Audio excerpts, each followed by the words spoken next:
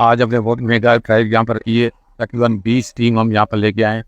Media की team भी हमारे साथ है, लोकल पुलिस भी हमारे साथ है और हमारे केई की पुलिस भी हमारे साथ है। अल्हम्दुलिल्लाह इनका इलीगल नेटवर्क था वो सारा हमने रिमूव कर दिया है। आईबीसी का जॉइंट ऑपरेशन कर रहा है।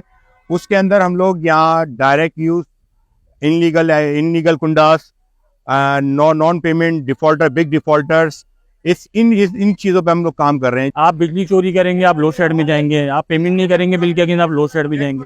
यहाँ पे कंबाइन प्रॉब्लम है, यहाँ पे चोरी भी है और चोरी के बाद जो बिल जाता भी है बचा कुचा उसको भी पे नहीं करते। के इलेक्ट्रिक का हमारा यही पैगाम है नई तरफ से और आवाम की तरफ से कि भाई आज से किंडा माफिया को बिल्कुल ख़त्म किया जाए और उनके खिलाफ सख्त से सख्त कार्रवाई की जाए।